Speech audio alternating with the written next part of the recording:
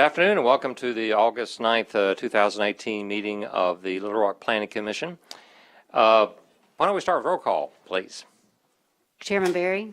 Here. Vice Chair Latour. Here. Commissioner Bynum. Commissioner Cox. Here. Commissioner Finney. Commissioner Hamilton. Commissioner Haynes. Here. Commissioner Leahy. Here. Commissioner May. Here. Commissioner Stebbins. Here. Commissioner Thomas. Here. You have 10 members present. You do have a quorum.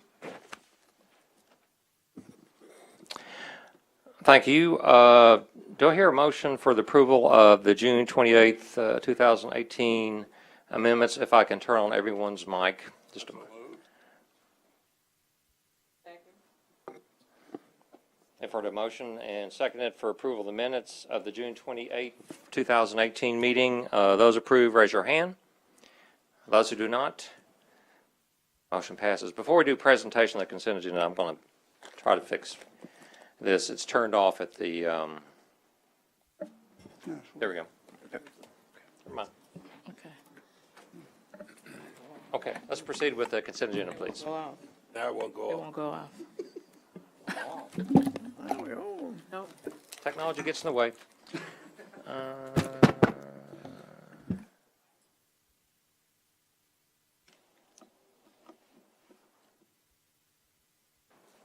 Y'all don't look to me for fixing this. All microphones are authorized.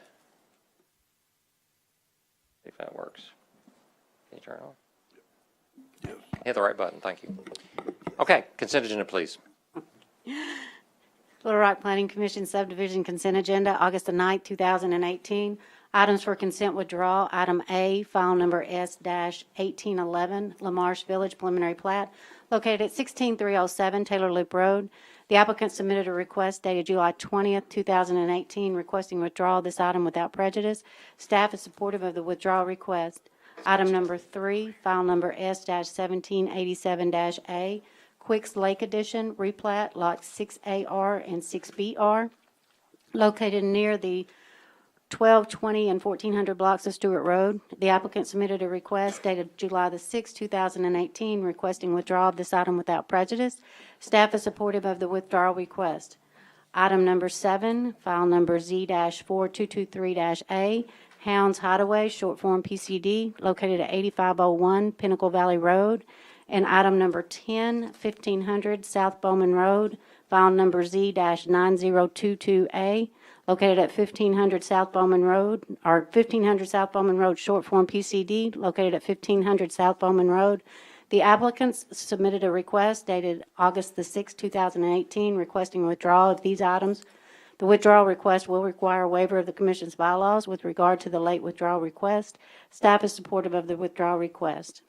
Items for consent deferral. Item E, file number S-1819, 65th Street Center Subdivision Site Plan Review, located at 5303 West 65th Street. The applicant has not provided staff with a detailed site plan indicating the parking layout in the drive aisles to ensure adequate circulation through the site once the fuel island and the canopy are added to the site, and to ensure there is adequate parking remaining on the site to support the retail uses. Staff recommends deferral of this item to the September 20th, 2018 public hearing. Item number G, file number Z-2481-D, Geyer Springs Business Center, short form PCD, located behind 7315 Geyer Springs Road. The applicant has not provided a revised site plan to address staff's comments and concerns raised at the June 6, 2018 Subdivision Committee meeting. Staff recommends deferral of this item to the Commission's September 20th, 2018 public hearing. Item number 4, file number S-1825, Simpson Addition Preliminary Plat, located east of Milburn Lane and Dover Streets in the Granite Mountain area. The applicant submitted a request dated July 27, 2018, requesting deferral of this item to the September 20th, 2018 public hearing. Staff is supportive of the deferral request. Item number 8, file number Z-4807Q, New Hampton Astoria Residential Apartments, long form PDR, located north of Chenal Valley Drive on the northeast corner of Chenal Valley Drive and Gordon Roads. The applicant submitted a request for deferral of this item to staff on July 25th The applicant is requesting the item be deferred to the Commission's September 20th, 2018 public hearing. The applicant has indicated additional time is needed to address staff's concerns related to the proposed site plan. Staff is supportive of the deferral request. Items for consent approval. Item F, file number Z-1002-A, Sonny's Car Wash, short form PCD, located at 7706 Cantrell Road. Staff recommends approval of the request, subject to compliance with the comments and conditions as outlined in paragraphs D, E, and F of the agenda staff report. Staff recommends approval of the request of the waiver of right-of-way dedication on Cantrell Road.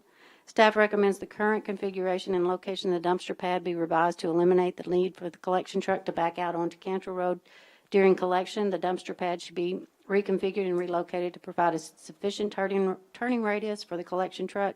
Staff recommends the dumpster screening be a decorative block material and the gate be constructed of metal material. Staff recommends the dumpster service hours be limited to 7 a.m. to 6 p.m. Monday through Friday. Item number 1, file number S-1765-C, Heritage Place revised preliminary plat located in the 7500 block of Highway 300. Staff recommends approval of the request, subject to compliance with the comments and conditions as outlined in paragraphs D, E, and F of the agenda staff report. Staff recommends approval of the variance request from Section 31-231 to allow Lot 3R as a lot without public street frontage. Item number 2, file number S-1766-G, the Village at Gateway revised preliminary plat located on the west side of Vimy Ridge Road and west of the current terminus of Big Rock Avenue.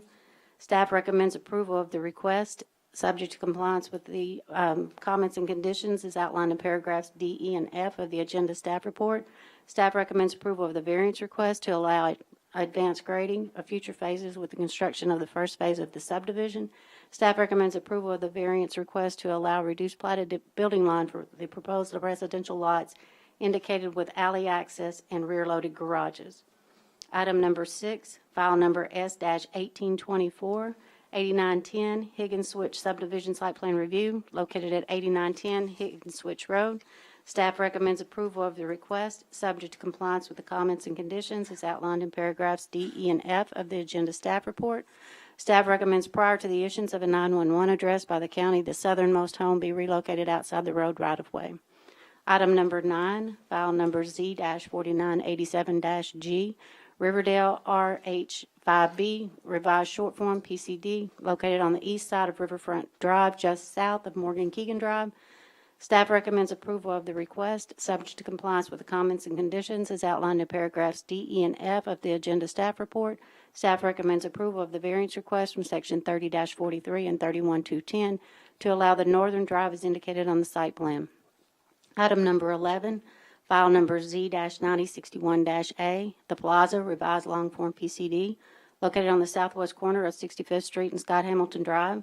Staff recommends approval of the request, subject to compliance with the comments and conditions as outlined in paragraphs D, E, and F of the agenda staff report. Staff recommends approval of the variance request from the city's land alteration ordinance to allow continued grading of the site with the first phase of the development. And staff's previous recommendation was all sporting activities would be limited to an ending time of 10 p.m. Staff is revising this recommendation and now recommends the lights for the sports field be turned off 30 minutes after the conclusion of the final game for the evening. Fencing will be placed along Scott Hamilton Drive and West 65th Street with a sufficient height to limit the soccer balls from being hit out onto the abutting streets. Item number 12, file number Z-9261-A, Copper Run Subdivision revised long form PDR located at 6901 Pride Valley Road. Staff recommends approval of the request, subject to compliance with the comments and conditions as outlined in paragraphs D, E, and F of the agenda staff report. Staff recommends approval of the right-of-way abandonment request for Lehman Lane, subject to the area being retained as an easement. Item number 13, file number Z-9342, Huff Plumbing, short form PCD, located at 11800 to 11804 Canis Road. Staff recommends approval of the request, subject to compliance with the comments and conditions as outlined in paragraphs D, E, and F of the agenda staff report. Staff recommends approval of the variance request from the land alteration ordinance to allow grading of Lot 4 prior to the approval of the development plan and the issuance of a building permit for the lot. Item number 14, file number Z-9343, 1873 Cross Street, short form, PDR, located at 1873 Cross Street. Staff recommends approval of the request, subject to compliance with the comments and conditions as outlined in paragraphs D, E, and F of the agenda staff report, and that concludes the consent agenda. Donna, I was mistaken. We do not have a card on item 15. Did you read 15? I didn't read 15, Oh, good. but I thought I gave you a card on 15. Ask.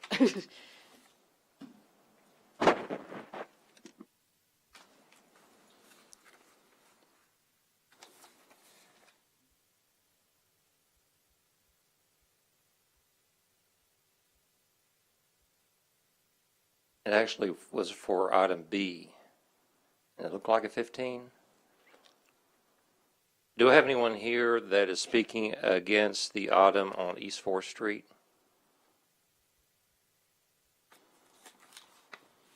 Okay, sorry. That's all right. Item number 15, file number Z-9344, Bronson Townhome Short Form PDR located at 1902 East 4th Street. Staff previously did not support the applicant's request to allow the development of the site with 10 units. The applicant has reduced the number of units and included additional on-site parking, which lessens staff's concerns related to the development. Staff is in support of the applicant's request to redevelop the site with a townhouse development with a total of 8 units.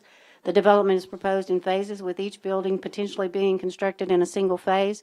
Drives and improvements will be placed to accommodate the phased construction. The units are proposed on individual lots, with the drives and open spaces included in a tract for common ownership. Staff recommends approval of the request, subject to compliance with the comments and conditions as outlined in paragraphs D, E, and F of the agenda staff report, and staff recommends approval of the applicant's variance request to allow grading of future phases with the development of the first phase. Now that concludes. Yes, ma'am. Thank you. Mr. Chairman, I move for a bylaw waiver on items 7 and 10. We have a motion to waive the bylaws, so we can move for withdrawal of 7 and 10 before the consent agenda. Do I have a second to that motion? Second. All right, I have a motion seconded for the bylaw waiver. Those approve of that, raise your hand. Those who do not, raise your hand. Okay, those items are taken care of. Mr. Chairman, I move for the approval of the consent agenda with all requirements and variances and requests, staff recommendations therein. Okay, before I hear a second on that, is there any members of the commission that have a conflict of interest with anything on the consent agenda that they would need to recuse themselves entirely? No. With that, we'll have a second for the motion to approve the consent agenda. Second. Okay, thank you, Becky. The motion's been made to approve the consent agenda. It's been seconded. Those who approve of the consent agenda, raise your hand. Those who do not. Okay, if you heard items on the consent agenda, you're an applicant, or you're here for those items, you may be excused, and we'll get on with a regular agenda, please.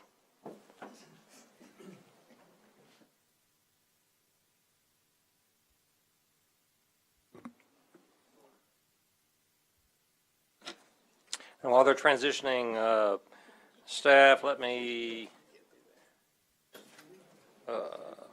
list what I have on our regular agenda is B, C, D, H, and 5. Is that correct?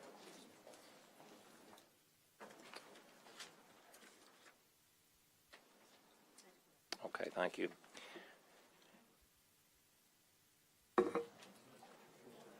I had some folks who walked in during that time frame who, if you really do wish to speak to an item that is going to be on the regular agenda, I need you to fill out a card so we don't overlook you.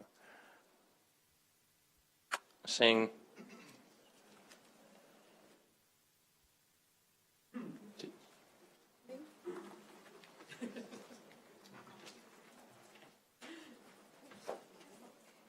I think you probably have other things to do besides sit here with us all night. well, any and all are welcome to stay for the entire meeting, though. Seeing no other cards, why don't we move on with the regular agenda, Donna? Item B, file number Z-9320, Gramercy Park at Midtown, short form PDR, located at 6400 West Markham Street or the northwest corner of West Markham Street and North McKinley Street. The request is a rezoning of the site from R2 single family to PDR, planned development residential, to allow the development of roughly half acres with six units of patio homes. The The applicant is proposing to place a single drive from North McKinley Street into the development. The drive will be designed and constructed with a right-in, right-out only access to limit the potential traffic conflicts on persons entering the development and stacking on North McKinley. The development is proposed with 3 attached patio homes. 5 of the 6 homes will have 2 bedrooms, 2 baths, and 1 home will have 3 bedrooms and 2 baths. The home size range from 1,250 to 1,500 square feet of heated and cooled space. Each unit is proposed with a 1 or 2 car garage and a 2-car driveway for each home. The homes are proposed with a maximum setback of 15, or minimum setback of 15 feet along the common drive. The plan indicates a 25-foot setback on the lots along West Markham and McKinley Streets and a 10-foot setback on the west property line. Staff is not supportive of the applicant's request. The site is indicated on the city's future land use plan as residential low, which typically allows the development of residential at a density of 6 units per acre or less. The development is proposed doubled the density typically allowed on the future land use designation. The developer is proposed with minimum setbacks along the northern and western perimeters, and staff feels the site plan is proposed as overbuilding the site area. Staff recommends denial. Thank you, Donna. Is the applicant here, please? Yes, my name is Rodney Chandler. Good evening. Hi. You're welcome to make your presentation. We have several cards. You make a presentation and reserve the rest of your. Sure, Mr. Chairman, what I'd like to do, we met with the owners of record within 200 feet. We addressed all the concerns, and we certainly want to be respectful. So what I'm going to do is to defer to those who may want to speak tonight that did not speak at our meeting. Then we'll come back with the balance for our time. Thank you. Okay. Thank you. I think what I'll do is, first of all, I want to mention we have 20 minutes per side of this application, and so be sure to keep your comments germane and cognizant of the fact that you other people may follow you, and I'm sure points may be repeated. So with that, I'm going to start with the opposed, then I'll let those who submitted card forward to speak get up and speak, if that's okay. Mary Julia Hill. Okay.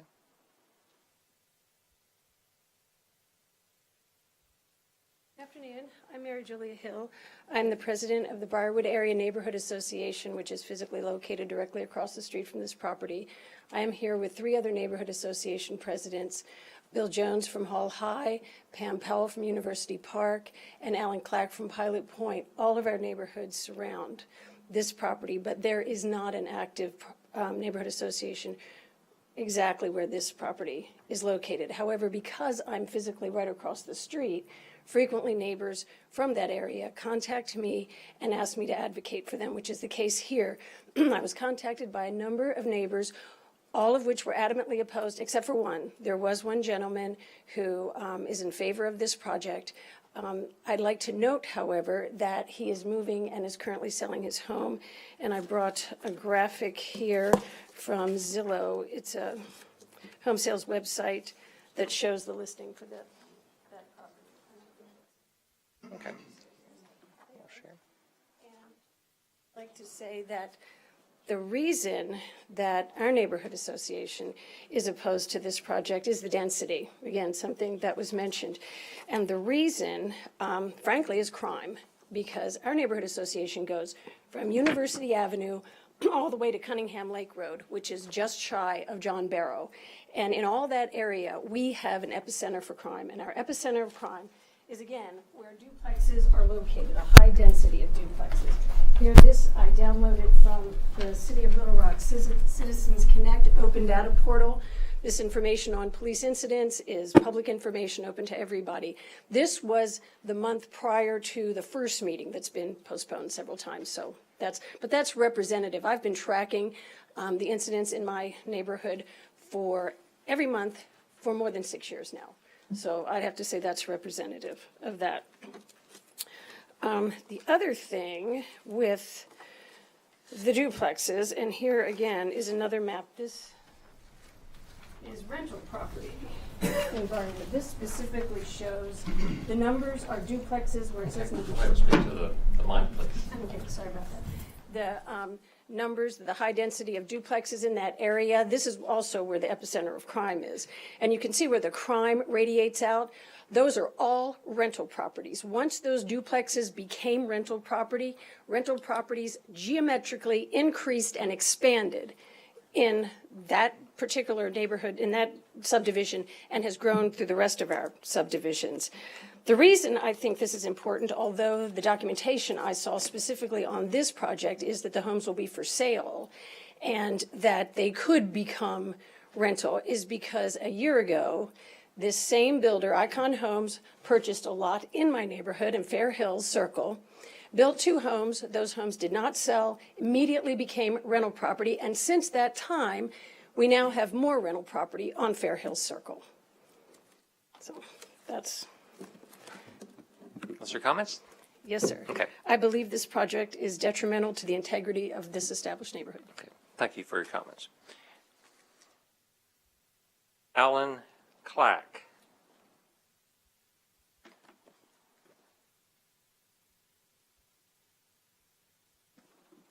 My name is Alan Clark, and I live on Pilot Point. This is area which is actually very adjacent to the neighborhood, Plaza Heights, and I represent neighbors from that street. We were looking very closely on development of this area, and I agree with Mary. We are against development, but I want to put emphasis on the traffic. Markham Street is a very busy street. And when any traffic is turning into McKinley, which is leading to Park Plaza, it's a lot of cars. And I understand the family who lives there, they live for 60 years, so they are familiar with the traffic, how to avoid it, all the problems. But right now, with this development, we might expect from 12 to 15 cars in this property, which is obviously not going to fit very well. But the main thing, if you look at on the McKinley, any traffic going south, they're going to block it, any cars trying to approach this property. And on this light on the corner of Markham and McKinley, it's a red light. You cannot turn it just right. You have to wait for the light. So it's going to be backup cars. So any traffic coming on McKinley going north and turning at this property, it's only enough room for 2 cars, and before they want to try to turn it left, so they're going back up traffic on Markham. So we know how busy is Park Plaza, and I believe this is not acceptable. Even with the new concept, right of way, well, people always want to turn it, where it's convenient. And we can expect this is going to be rental property, and every few months somebody else is going to move into this property. They are not going to be familiar with the traffic pattern and situation, how dangerous this intersection. And I just really believe we're putting a lot of lives at risk. So we are against this. Thank you. Thank you. Neil Pollard.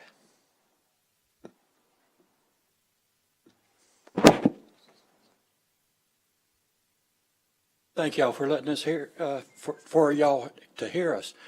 We have the property right next door to them, the Moody's, and we bought the property thinking that it was going to be one family dwelling, and we've lived there. My mother's lived there for over 20 some odd years and everything. We knew the Moody's and everything. I did a lot of yard work for them when Mrs. Moody, before she died. The problem of it is trying to put 6 houses on that piece of property with 12 cars or more is going to be astronomical. Plus, the entrance to Park Plaza on Markham is already busy enough with Chick-fil-A across the street from us, and it's chaotic. So the entrance to McKinley for Park Plaza is used extensively, and not Hall High, but Catholic High, when they get out of school, that street is backed up, and with them having 6 trash carts, 6 recycle carts, that's going to be 12 carts, and there's no way that since that's only a one lane coming and going, that trash truck or that recycle truck, when it stops, it's going to stop everything in that area. And if they don't put their carts out right, then, he's going to have to get out, which they sometimes do, and have to move those carts around, and that's going to be a traffic problem. And the other thing is, that's a fine neighborhood. We don't need a bunch of houses on that that lot. It is a big lot, I admit. Our lot is big, but 6 houses, that's ridiculous. That's all I have to say.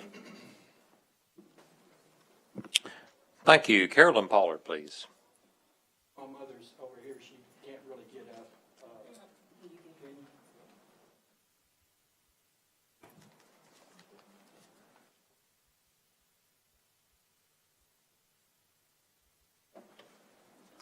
I'll make this short and I don't know how sweet. But my house is right next door. Our property lines are the same. And they want to put these miniature houses in there. They want to put up a wood fence between them and me, which blocks my yard. My backyard will have a 6-foot-high wooden fence that blocks my view. It blocks the flow of air. It just tears up what I thought when I bought the house was a single-family dwelling. And now, even Metroplan, for 20-some-odd years, they told me it would never be rezoned for anything but single-family dwelling, not even commercial. Commercial was going to stop on McKinley, and the rest of Markham was going to be single-family dwellings. And so I depended on that when I bought it. And I think they're just overstretching it a little bit. Thank you. Thank you, Ms. Pollard.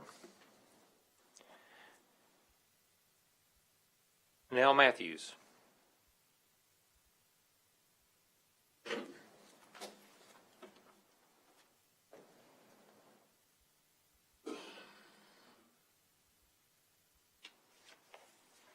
Thank you. I'm Nell Matthews with the League of Women Voters of Pulaski County.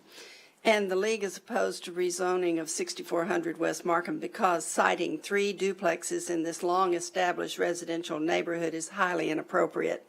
The existing house has been used as a residence for many years, and there's no suggestion that single-family use of the site is no longer possible. This lot abuts well-maintained single-family homes to the west and the north. And as usually happens when a more intense use is approved in a single-family neighborhood, other requests for multifamily zoning are then received, and the earlier rezoning approval is used as justification for additional multifamily.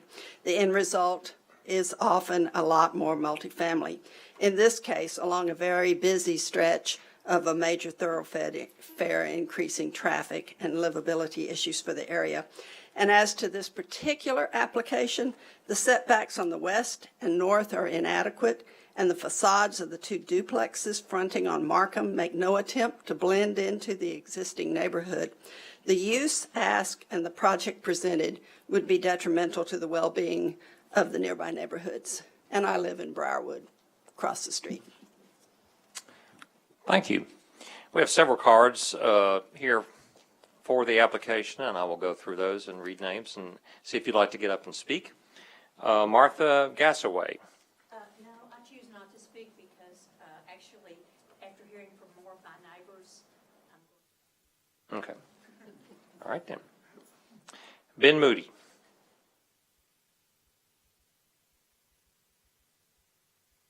Hello, I am one of the Moody brothers that own the property. And I think that what Mr. Chandler is going to do is pretty unique, actually. And some of the things that I have heard here are not exactly quite right because, was it Briarwood? They're not right across the street. They're a quarter of a mile down, if you can show a picture of that. But of course, they have the right to say whatever they want. But also, on McKinley, we have a driveway on the back that it goes to and from McKinley, and we have one in the front on Markham. And we go out on McKinley all the time, And yes, it can be very busy, especially when Catholic High is open. But it's never been that dangerous. And it's not just a 2-lane. Actually, where he's going to build a road, it's going to be 3-lane right there. It is a 3-lane right now. You have 1 lane going up north, and you have 2 lanes coming down. And also, I don't recall anybody working in my mother's yard except me and another man that used to work for her quite often. But before she passed away, for about the first 3 years, I did all the work in the yard. And there is already a fence between us and our neighbors, with a lot of trees that are growing up pretty well. But my brothers and I are for this. We thought about it, and when we heard that he was going to take the house down, which was built in 1953, we started to think about, whoa, wait a minute, that's our family home. And he's going to tear it down. And so we thought about it and said, you know what, that's great, that's fine. We've tried to sell the house for quite a while, and we've had offers, but not good offers. He's made a very good offer. And I have seen his work, because when I found out that he had made this offer, I wanted to find out who he was. So I went and looked at a couple of projects that he has done here in Little Rock. And I said, well, that's very interesting. That's kind of strange to put it on this corner, but this corner is a great place to be. I think it's got a great future if he does that. Yes, I can understand how these people they don't want that to happen, but as far as bad things happening on that corner, that's not going to happen. I can almost guarantee that. The way he's got it designed and the fences that he's going to put up and that new road that he's going to build, it will work. It can work. And that is my opinion. Thank you very much. Thank you, Mr. Moody. Mark Moody. That must be brothers? That's 3 of us. Okay. We got one more in Texas. Okay. My name is Mark Moody. Thank you for letting me speak. My brother said pretty much what I think is playing out. I know that when the opposition spoke, I was hearing a couple of things that kept being repeated and repeated and repeated, and that is rentals, which we have no idea what's going to play out with that. I had duplexes, crime going up, and I noticed how much we kept going back to those words. So here are my words. If you look at that card, I voted for. If you ask me personally, I would probably tell you no. This is my home. I'm the youngest of 4 boys. My brothers have all gone off and had families in their homes. Not me. I don't live in Arkansas very much like I used to. I come home for the summers. I'm lucky to have a job that allows me to come. But it's my home.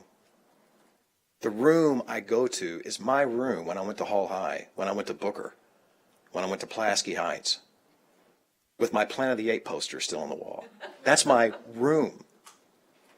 People talk about things will change. No one in this room can tell you how much it's going to change for me. Nobody. They can't come close.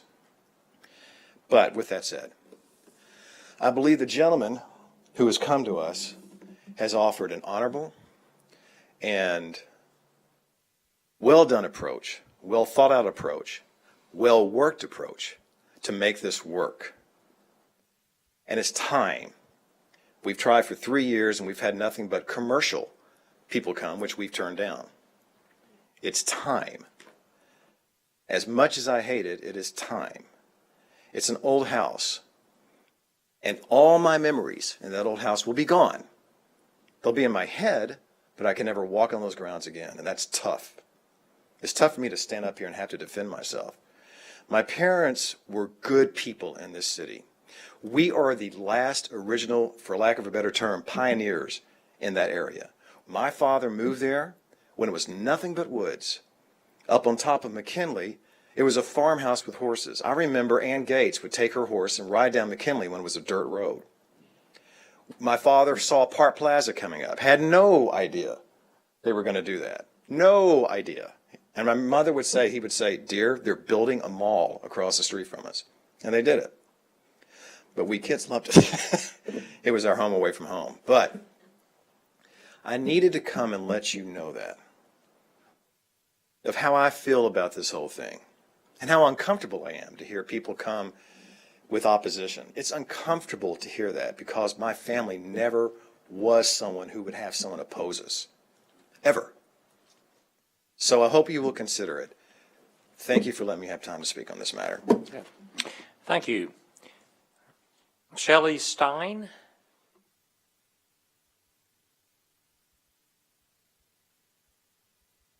Good evening. I'm Shelley Stein. I'm with Coldwell Banker RPM Group, and I'm representing Rodney Chandler as his realtor.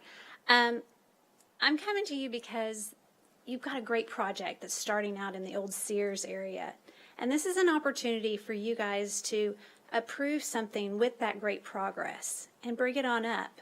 You know, this is different than the condominiums and the duplexes and than anything that's down there in that area. This is high quality luxury patio homes that will be built here. You know, we've had hospitals approach us saying we have doctors that are looking to be closer to the hospitals. There is a very strong target market for upscale people to be your neighbors. That's who we are after. That's who we are marketing these homes to. It's not going to be, you know, crime-filled property. It's going to be filled with people who want to be there and make our community better. Thank you for your time. Okay. Thank you. Perry Doubleday? Double day. Doubleday. Thank Yes, you. sir. Thank you very much. Mm-hmm. Y'all all got a packet, and I hope y'all got a chance to look at the packet, and I included something else when I brought it up to you. The brothers are the ones I represent. Quite honestly, we're dual agency, so Shelley and I represent everyone here as a dual agency state. And thank you for giving us consideration. We put the wrong address in the letter that was sent out to y'all, so thank goodness we got it corrected. Ms. Pollard actually called me yesterday because she wanted to make sure she hadn't missed the meeting, and I assured her that she hadn't, and we had quite the discussion. Mr. Moody bought this acreage. As Mark said, years ago. It is still meets and bounds. It is not in the subdivision. It is not in any subdivision. The additional land, of course, was shortened when Markham and McKinley were paved and grew. The remaining land, except for this half acre that this house sits on, was there, and he sold to build single-family homes. Ms. Pollard's is one of them that a single-family home was built on. Then, when the family grew to 6 people, the 4 boys, they needed more room, and they built another house. This is actually 2 houses connected on this property, 2 kitchens, the whole bit. In 1963, they needed to expand and be able to accommodate their family. So we do have actually 2 homes sitting on there. This property was inherited by the 4 brothers. As Mark said, 3 of them have gone on to build their families and everything else. Mark travels back and forth. While I have had this property listed for 2.5 years now, the typical offer, all have been commercial until Mr. Chandler's vision of this property. They all came with a contingency of wanting to hold the home off the market until they could come to y'all and get it rezoned. Well, that would have been them sitting here in this property without being able to market it anymore. We even had an insurance firm come in and want to live in one part of the property and have their agency in the other part of the property, but that was vetoed as well. When I told Ms. Pollard that, she had said that she would have gone for something like that because it would have been quiet and the traffic would have been there during the day. So in all of the phone calls and the offers that we've gotten, the brothers have allowed them to, yes, speak for them and come in front of the staff, but not make it to the board meeting, but chose not to entertain the offers because they didn't want to hold it off the market. We might have that perfect person that this house would fit for. As you know, Mr. Chandler did his best in order to put the divider in and one way to out and one way in. The Markham U-turn is going to be taken off, so that is going to get rid of a lot of the traffic there on Markham. In the packet that you received, you've got where they did show what it's going to be, showing each of the houses that y'all have, pointing it out. This is what the houses are going to look like. It's not the redwood house that Mr. Moody bought his wife, or built his wife in order to keep her in Arkansas because she wanted to go back to California. You've also got in there examples of 2 other patio home areas that Mr. Chandler built that accommodated many more families in an area they wanted to live in. Has not been a density issue quite at all.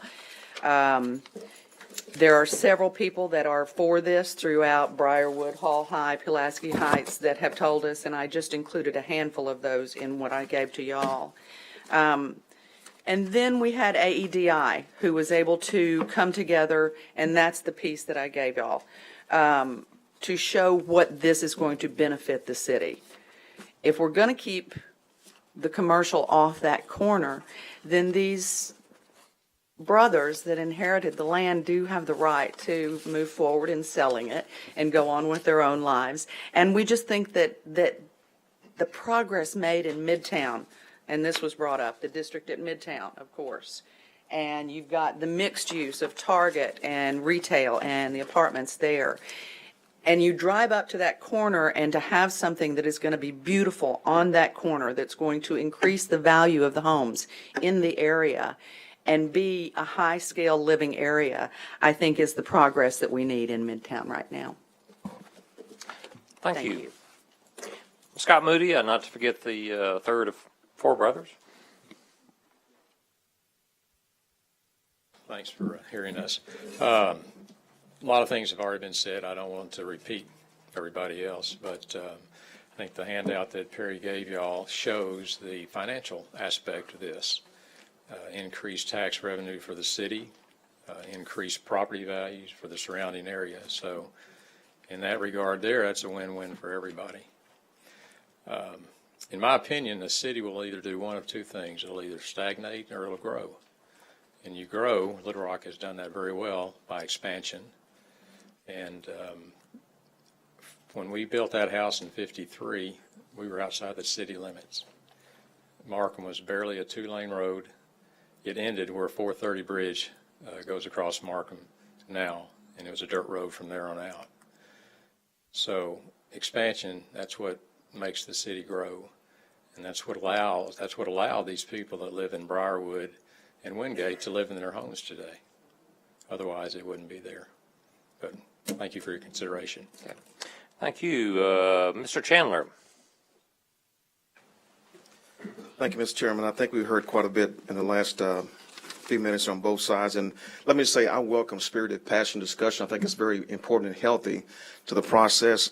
I will not rehash the things that have been said. I just want to highlight a few points. I'll be very brief. The seller, the Moody brothers, they've spoken very clearly where they stand. I think this goes without saying. In the neighborhood, you know, I just want to clarify, these are not patio homes. These are not duplex. These are patio homes. They're high-end luxury patio homes. Citizens and communities, Midtown is a thriving area. You have millennials, you have professionals, individuals and couples, but you also have empty nesters that are begging for this kind of quality upscale living that want to downsize.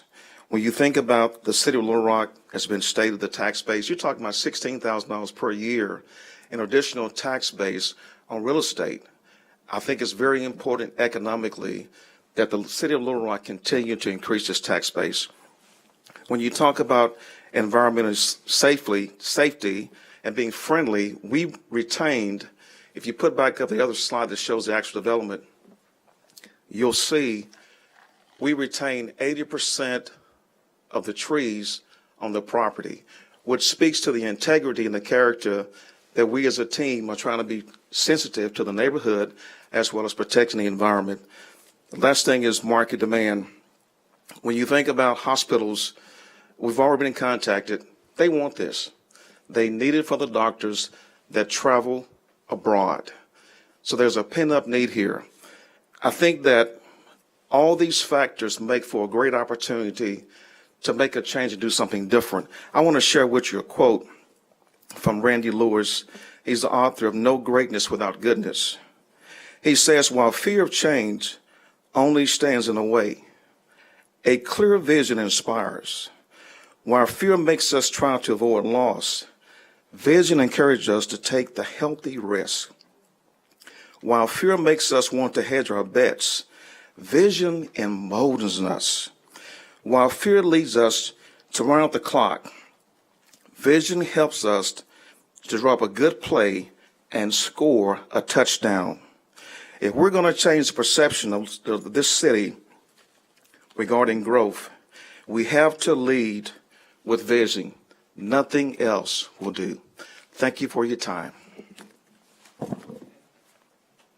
Thank you, Mr. Chandler. I believe I've got all the cards who wish to speak addressing this issue. So we're going to open up it to commissioners for questions, observations, comments. Yes, Commissioner Cox. Certainly, I would like to point out, it does seem like a lot of the new development we're seeing throughout the city are more of the, I guess, more patio home types throughout the West Little Rock particularly, but certainly throughout even central Little Rock. And I think that this does look like a very high-end project. I think the fact that it is highlighted that it's patio homes and not rental property. I think much of the opposition did speak to the fact of concern about this being rental, and it's not a rental. Conversely, I'm aware of many people who own homes throughout the Briarwood and Hall area, which are now rental properties, and certainly this could evolve to that if it's not further developed into something of this type project. So, I do feel this is a very suitable high-end project that is going to probably do more to the value of the surrounding property than to decrease it. So I think I would certainly be very favorable for this project. Thank you, Commissioner Cox. Any other commissioners? Oh, yes, Becky. I just want to say that I agree with Commissioner Cox there. I'd like to say that there is a market for this type of housing, and the hospitals particularly come to my mind because those are the people that are seeking this type of housing. I do know this builder. I know he does a quality project, and I know they're not going to be rental properties. I really believe that it's going to increase value in the neighborhood, and I think you will be pleased as time goes on. So I support it. Thank you. Do you have a comment or a motion? Okay. I have a comment, but I'll be happy to make the motion. I'm conflicted on this. I understand the neighbors' concerned. I hear relentlessly and read in the paper how we need infill development in this city, but every time we try to do it, nobody wants it. My gut call is that I would be supportive of this. The one thing that I can't get over is if you're on Markham and headed east, watch all the people make the left turn into the right in, right turn out, just past IHOP. What worries me in this one is just a simple thing, and that is that people aren't going to go north on University, west on whatever it is, and then south on McKinley to go into their driveway when they could go 50 feet, make an illegal left turn, and screw traffic up. That's my concern. And I know that's a small concern, but I haven't heard it addressed by anybody. And I'd love to hear an answer if there is one. Thank you. Yes, you got time. Applicant? That's a great point. I'm glad you brought that up. As you can see in the diagram, it is a right hand in, right hand out, and we're going to raise that pending approval to accommodate individuals and motorists from making that turn like that. That's a great point. And we want to be safety minded, and that's why we're proposing that we raise that curb up so you cannot do that. Great point. Thank you.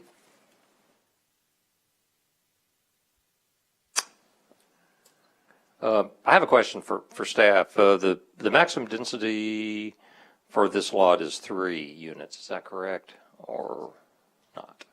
Well, it's shown as residential low and it's a half acre, so yeah, that would be roughly 3. 3. Okay.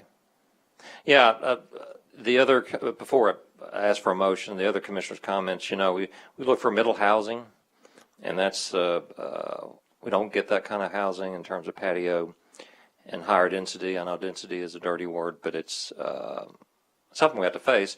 I respect staff's recommendation on this.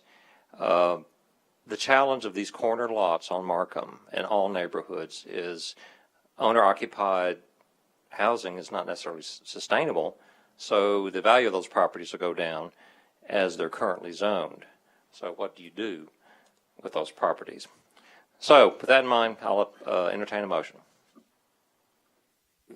Mr. Chairman, I move for approval of this item, including all staff comments and conditions therein, except for the recommendation of denial. Okay, you've heard a motion to approve this application.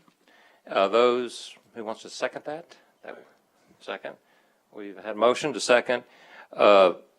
Those in favor of this application, raise your hand.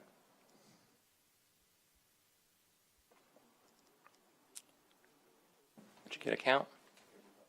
Okay. Motion passes. We will move on with the next agenda item in just a minute.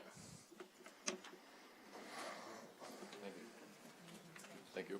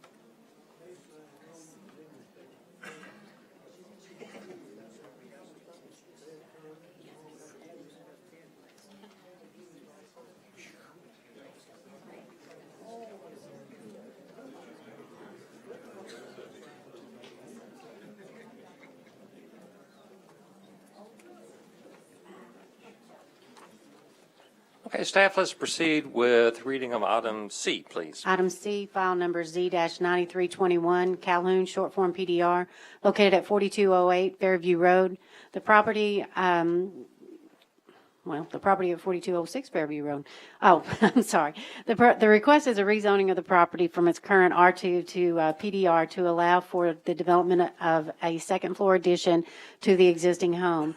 The existing home is a 2-bedroom, 2-bath brick veneer home containing 1,150 square feet.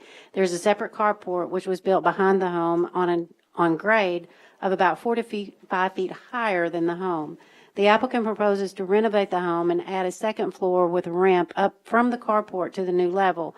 The upper floor will be 1,500 to 1,600 square feet, extending out on support columns from both the front and the rear of the existing home. The applicant is proposing the second level as the main living quarters and is proposing to maintain the lower level as guest quarters or caregiver. Their lower level will include a kitchenette. The existing carport will be enclosed for garage space. The applicant has indicated that the guest quarters would be an accessory dwelling, and staff is in support of that.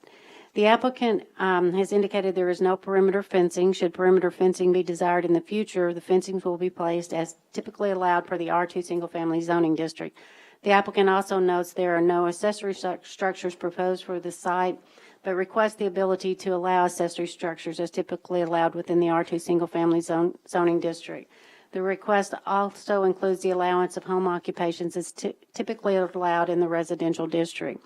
The reason the applicant is here before you is that the home is located within the Hillcrest Design Overlay District, which has setbacks.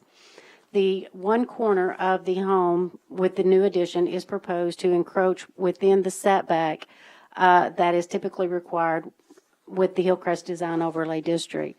Staff is supportive of the applicant's request. The applicant is seeking approval of the rezoning to allow a slight encroachment into the front building setback as defined by the overlay. The plan as submitted indicates a triangular encroachment into the setback along the southern perimeter of the home. The applicant states the request to allow the encroachment is to take advantage of the views of the city park across the street from the home. Staff recommends approval of the request, subject to compliance with the comments and conditions as outlined in paragraphs D, E, and F of the agenda staff report, and staff recommends the home not be allowed to convert into a duplex at some point in the future, but is allowed with an accessory residence. Okay. The applicant's here. We just have one card in opposition. You certainly can make comments and yield time to hear what the opponent says, and then time for rebuttal. And that's great. I'll do that. Let them go first. okay, all right. And I've got my architect here. He didn't sign a card. I'm not sure if he'll even need to talk, but I just want to introduce him, and Tim Heipel. Tim Heipel. Thank you. Okay, Charlie Penix.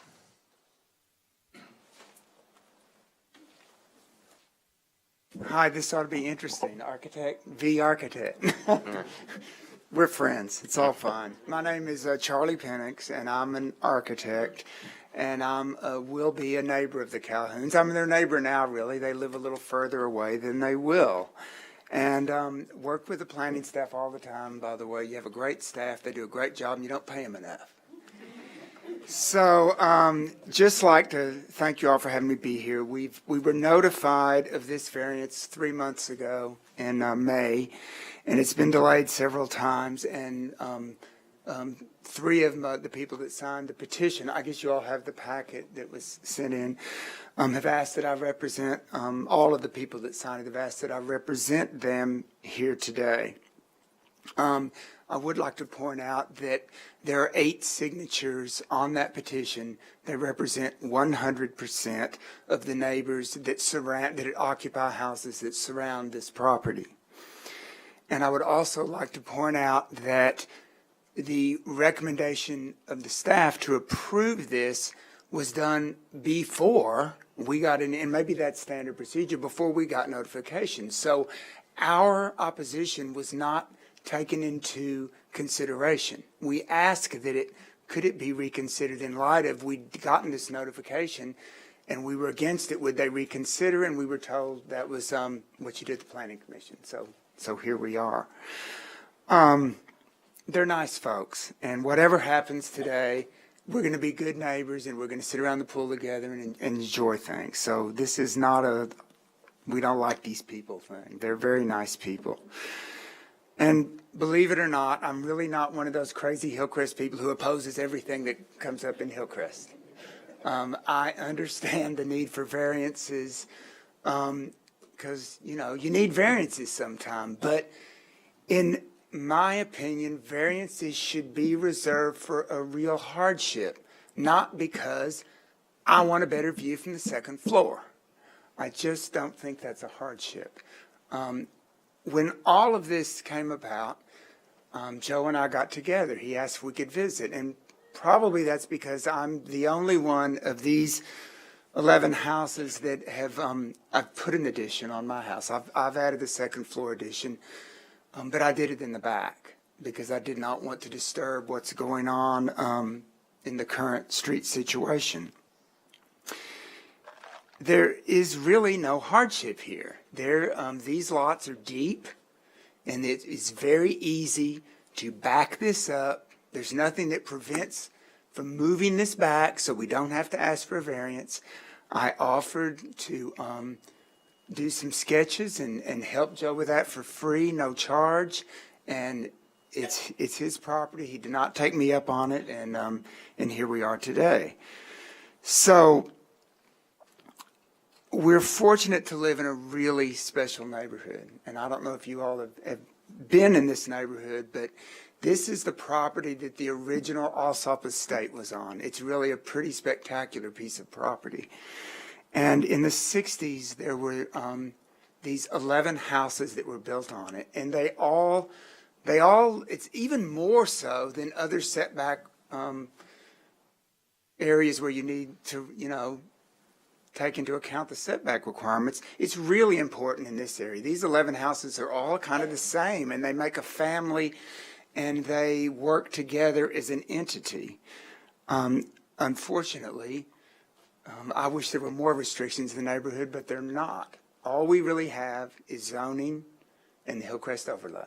There's nothing else we can do. If they wanted to put a house there that looks nothing like the other houses, as long as it met the setbacks and the variances, there's nothing you can do about it.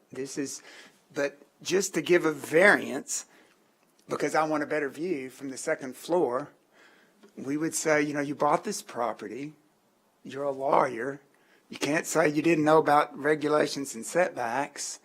That's kind of what lawyers do. And really, in our opinion, you just want a better view. And he told me when we met that day, he wanted to be as close to the street as he could get so he could have a better view. Well, okay, I understand that. But these houses really are special. And if we could get our act together, this whole property could be on the historic register. It's that special. It's mid-century, 60s. I'm in my 60s, so when someone says something that's, built in the 60s can be on the historic register, it kind of floors me a little bit. But it's true. It's a really special place. If we allow this variance, and I know if you ask and, they say, oh, no, this has nothing to do with the next one. It will have something to do with the next one. If you allow this variance, then the next person that wants to build closer to the street, it'll be easier. That's true, because then they'll say, well, they got to do it. We get to do it too. So we won't even have the minimal restrictions we have to protect that area and that neighborhood that we have today. This is really all we have. So I'm not here to keep Joe and Vicky from building their dream house. That's not it at all. I just don't see a hardship. They have plenty of property. They can back it up and not ask for a variance. And then we've maintained the quality of the neighborhood and haven't created a situation that allows someone in the future to come in and ask for more and more and more and more. And we know that's what happens. So, again, we are here as a group. Unfortunately, I am the group, and that's what the petition and all of that is for. But we are, again, I would like to point out, and all of these people like Joe and Vicky, but 100% of the people that surround this house are against this. And it's very awkward for us because we don't like to be in opposition to someone who's going to be our neighbor. But there's not a hardship here. This is just somebody wanting to get as close to the street as they can to have a view. So we respectfully request that this variance be denied. Thank you. Yeah. Thank you for your comments, Mr. Penix. Joe, would you like to give him a rebuttal? Yes, yes, thanks. For y'all that don't know me, I'm Joe Calhoun. I grew up here in Little Rock. Been here pretty much my entire life. I live down a few blocks away from this spot. My wife and I we're in the downsizing mood, and that's what we're wanting to do. This house is it's one of these, we call it our cottage, but it's a little garden home or patio home. And it's built down a little bit lower than there's a little hillock that the carport's on and so forth. And our expansion is going to be not tremendously noticeable. I think Charlie's rear expansion is probably going to be taller than ours. We're using the same brick as Charlie's using. And we're keeping the same motif. It's going to have, we've got like 9-foot ceilings downstairs. We're going to have 9-foot ceilings upstairs. It's a low-pitched roof. It's kind of an Asian look or feel to it. Kind of low-pitched roof and large, big overhangs and so forth. It's going to be very, very complementary to what's already there. I'm simply floored by Charlie's saying that everyone's opposed to it. I have sent emails around to everybody and invited them to our homes, and I've met people out there, and I've just met our closest next door neighbor, Sherry Curry, and her husband Granger. She was very much surprised to see that our expansion that's causing so much trouble, and you can see it right up there in the sketch, it will still not be bring our house out to past the front of her house. What we're arguing about here is about a little triangular piece of about 40 square feet. It's about 5 feet in depth from the house to the front of the lot, and then it tapers down to about midway on the house. And we're talking about a triangular piece of about 40 square feet. Unfortunately, and Charlie's mentioning no hardship. True, we want a nice view. I never told him we wanted to get as close to the street as I possibly could. If I was going to do that, I would be coming before you guys with a big variance. So, not a little sliver like that. The way the plumbing is, we're trying to totally save and use the downstairs and just leave it exactly the same, all the walls, the plumbing, everything. Well, as the downstairs house is constructed, that corner where the encroachment occurs, that wall downstairs is where the kitchen sink is. And we want to go straight up to have the kitchen sink up there. So if we without this little extra 5-foot encroachment, we really don't have a room, any sort of a room. It's kind of be the kitchen bar looking outside. And so that's really kind of I guess the reasoning we want to have this little extra space.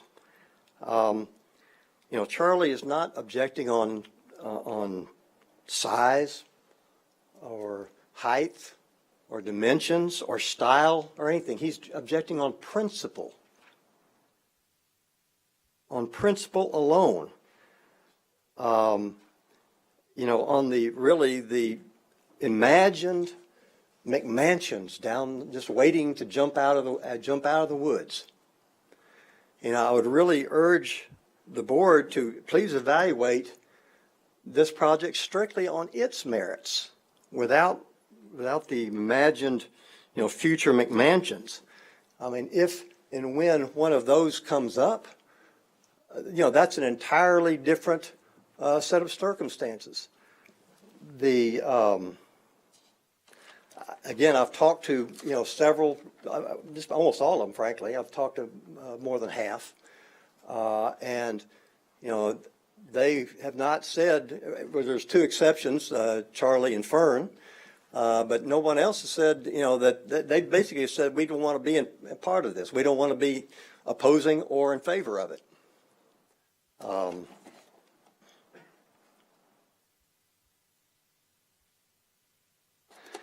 Charlie ended with saying, we know that that's what happens, that we've got these, he's fearing the heightsification of Hillcrest.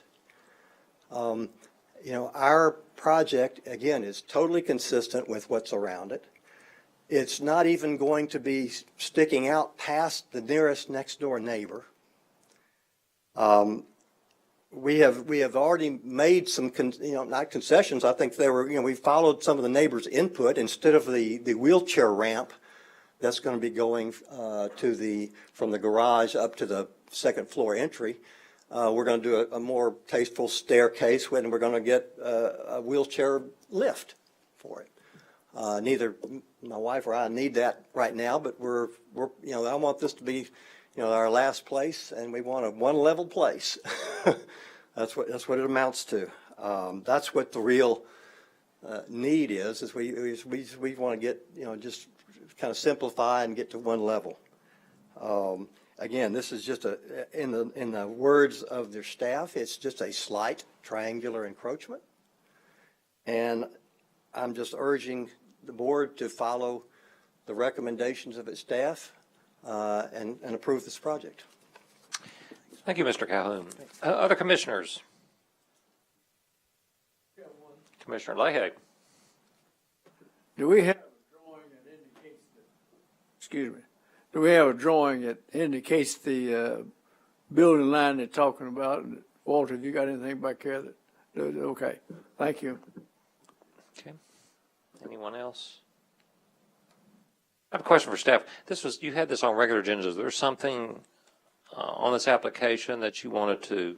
No, only because we knew there would be people here to speak opposition. Okay. All right. Oh, Commissioner May. We've dealt with crazy Hillcrest people before. This won't be a first and probably won't be a last. But I have a daughter that lives up in the Heights area, and it's just a shame what's going on up there with the 7, 8, 10,000 square feet houses. You have the one little bungalow in between them that wonder what happened to them when the mountains grew around them. There are exceptions and there are exceptions, but I can't see where anybody would be upset with 40 square feet. I'd have to say I'm in favor of this one. We have such large ones to jump over. I can't see this as much of a jump. Thank you. Before we make a motion, I just want you to know, because Commissioner May is not the only resident historian who gets to talk about his boyhood, but I do walk by this a lot, and of course, as a young teenager, that talk about being a view. There is no view there anymore. It used to be a parking lane at Fairview and Lookout. So I'll admit much. I can't see the city from that intersection anymore. But with that, I'll entertain a motion. Mr. Chairman, I move for the approval of this item, including all staff conditions and recommendations therein. Okay. Do you have a second for that? Second. Thank you, Becky. Have a motion that's been seconded to approve this application. Those who approve this application, raise your hand. Those who do not? Okay. One opposed. Application passes. Let's move on to item D.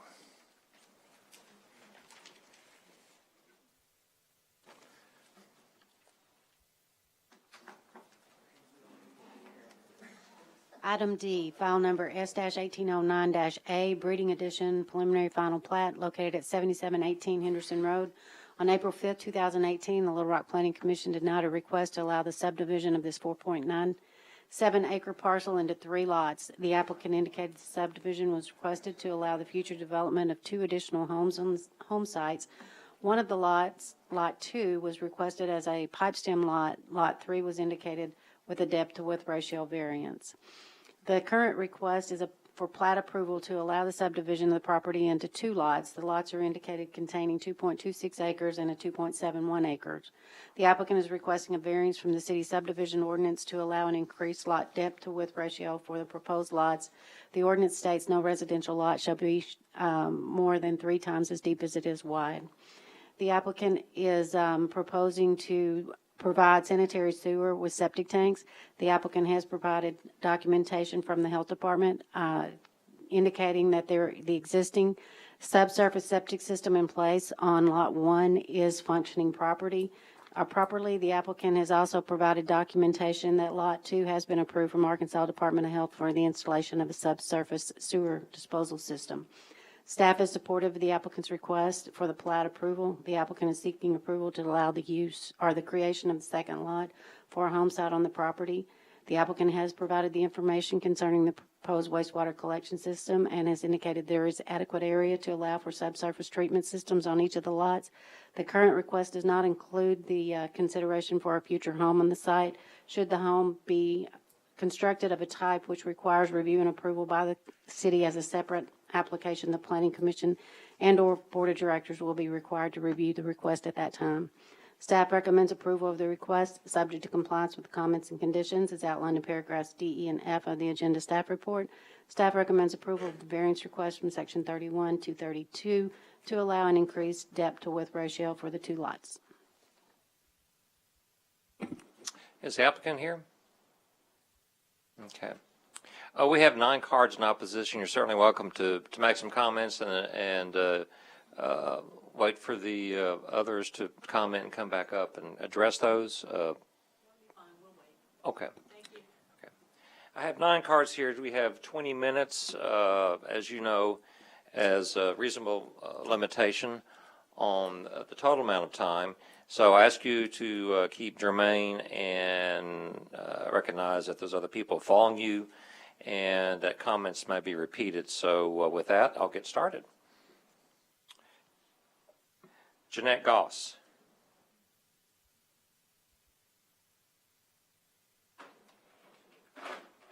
I really didn't intend to speak like before, but this is what's been on my mind. I'm not up to date on all rules and regulations, but I was raised that a rule was a rule and a law was a law. When we purchased our property, it was 5 acres, 1 dwelling. Now we're going to change it.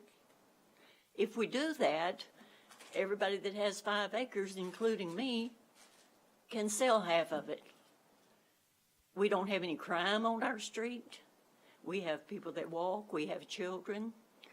I work in my yard a lot. I don't do much walking, but all the neighbors stop and talk, and so it's a great place.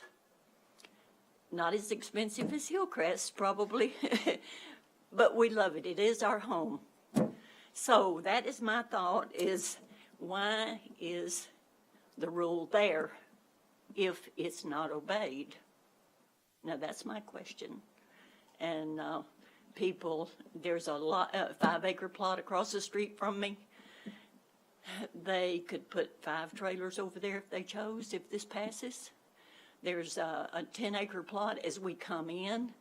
The man that owns that has already asked about putting trailers on it.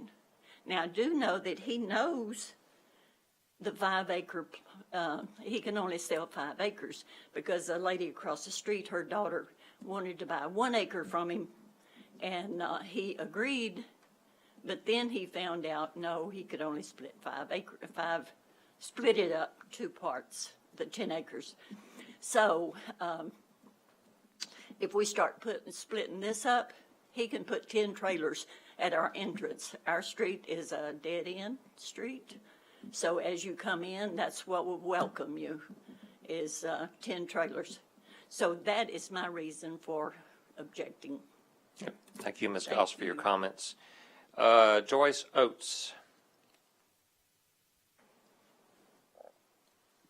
My husband and I bought the 5 acres that we are living, have a house on right now in Henderson. We liked it because it was 5 acres, and that was what was primarily on that street. It's a nice, quiet neighborhood. Little traffic for a dead end. That's what we were looking for. It's safe for our grandchildren. We love to walk on that street. And if we start allowing subdividing these 5 acres into multiple home sites, of course it's going to increase the traffic. It won't be as safe to walk. My grandchildren will not be as safe to play out there and ride their bicycles like they can do right now. It would diminish the neighborhood. I think it would diminish our property value. And we have invested a great deal in a nice house and a nice big shop on our 5 acres.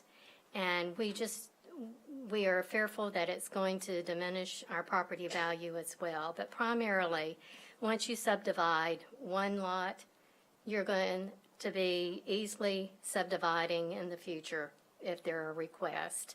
I just think it makes it much easier for that, and it lowers our property values. So for these reasons, I request that you deny the request. Thank you. Thank you, Ms. Oates, for your comments. Heidi Thoreau.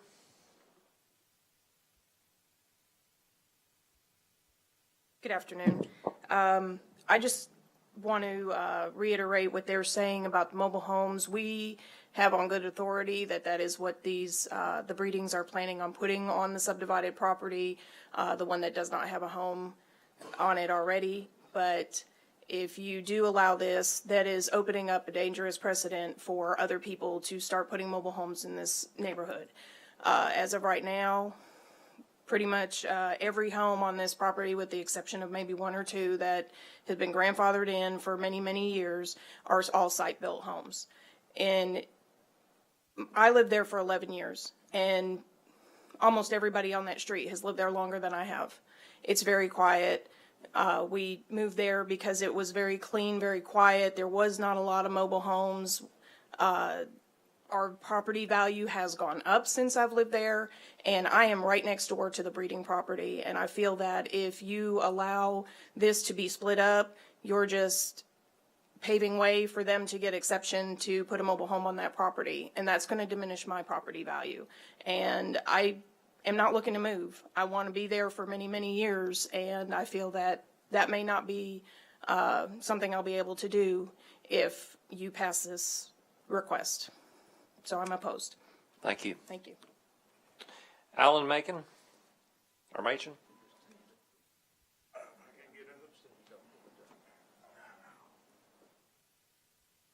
Hello, I'm Alan Machen. I live at 7500 Henderson Road, next door to where this is proposed, and I object it because I don't want my property value going down. And then on the other side of my 5 acres is another big lot that could be mobile homes. Start adding to that, and that's my main concern, and I just want to oppose it. Thank you for your comments. Steve Harrison. Sir, I can only reiterate what's being said already, so. Okay, sure. James Clower. I have nothing to add to what's been said. Okay, thank you. Michael Craig. I'm going to let Ms. McHenry go in front of me. Do you still want to speak? Oh, yes. Okay. Donna McHenry. Thank you. Do object to the variance, but my objection is on a more technical point of view. I've read the variance statute or ordinance, and the variance ordinance requires 4 criteria to be considered before you can grant a variance. One of them, and the burden of proof is on the applicant, is to establish a hardship, and it cannot be a money hardship. It has to be an extraordinary hardship. These are not my words. This is taken from the ordinance. It also says, and this is a quote, strict application of these regulations would deprive the owner of reasonable use of the property. There has been no facts at all establishing any hardship or any reasonable use prohibited of the property, which would be impossible to prove because they've lived there since purchasing the property. Now, the property is 4+ acres. When they bought it, they knew it was zoned R2, single residence home with 1 driveway leading up to that one house. That cannot create a reasonable expectation in an established neighborhood to establish a subdivision and possibly try to bring in mobile homes. That is not reasonable. The variance also says that it cannot be detrimental to public safety, health, welfare, or injurious to other property. Now, cutting this property in half would be a danger to the other property. Henderson is a dead-end street. The first 1/4 mile of Henderson is 20+ houses. So there is, even though there's some acreage, houses, are very populated there. When they first moved in, there was a lot of gunfire and gun shooting. This is a safety issue only. Now, I agree that on the 4+ acres, that doesn't concern this commission at all. That safety is another government entity. But the public safety issue comes up because if you divide this in half and make these 2 narrow lots, once you do that, that's done. Any safety that we have by a buffer zone is gone. And so any shooting that occurs, and it has gone on throughout this time, will make us definitely more danger. The other problem is the health issue. All of these homes, some brought in at great expense city water, because there is no city septic system. It's all septic tanks. And there was leakage into the wells. So they brought in the city water. The problem is that all those septic tanks are still there, and there is no sewage. So, city sewer lines. So we do not want this to start being divided up, because some of us are still on wells and it's cost prohibitive to bring it on around to where these homes are. We don't want our water table ruined. And when you start putting in more divisions, more houses, then, you know, truthfully, it's not rocket scientist material what could happen. And we have had the problem in the past. Now, even though they did get health certificates, if you read the health certificate on it from the health department, it says that we cannot guarantee, even if you abide by all our rules and regulations, we cannot guarantee that this will function properly. Well, that's cold comfort to a neighborhood who's already had sewage problems. So we are greatly requesting that you do not grant this variance. There's been no proof. The burden of proof is on them to establish a hardship. We've never seen anything about a hardship. And the hardship has to be unreasonable denial of the use of their property or an extraordinary hardship. Since they have not satisfied their burden of proof, I don't see how this commission can grant the variance. Thank you. Thank you, Ms. McHenry. Michael Craig. I'm Mike Craig. I'm a resident out here, been out here about 30 years. We love the property. I reiterate the same things. It's a magnificent place. When I moved out there, I had to prove my septic tank was okay. The people I bought it from tried to subdivide below me, came before the planning commission, put my name on it, said, you're part of the subdivision. I said, no, no, no, no. They divided it in 2.5 to 3 acres, or 3 acre lots. So we've been through this before. It's been denied. I'm on a septic. I'm on a well water supply. I do not want something that starts to cut and sliver our property and our values. I agree with the safety issue as well with regard to the discharge of firearms. I'm a hunter, avid hunter. But variances are variances, and I do understand there are exceptions and hardships. I don't see anything that's demonstrated to us. In fact, no communication as to what's really needed with any of us. Communication goes a long way. That's why we're down here. Thank you very much for your time. Thank you. Okay. And last, we have Robert McHenry. Thank you, Mr. Barry. I'm Bob McHenry, and I think everybody's done a great job in describing what our problems are. But let me say, would that we had the problems that have been described in the variances asked for the last couple of ones. Would that we had those. Would that we had 40 feet. Would that we had a few problems with high-end townhouses. We don't have that. When we talked to you 3 months ago, we talked to you about some of the problems that we did have, about neighbors telling us that they were going to shoot out there, and if we didn't like it, we could get used to it. We talked about Donna and I not being able to ride our horses in the back of the yard. We talked about the safety factors that have been totally ignored and as if they did not matter.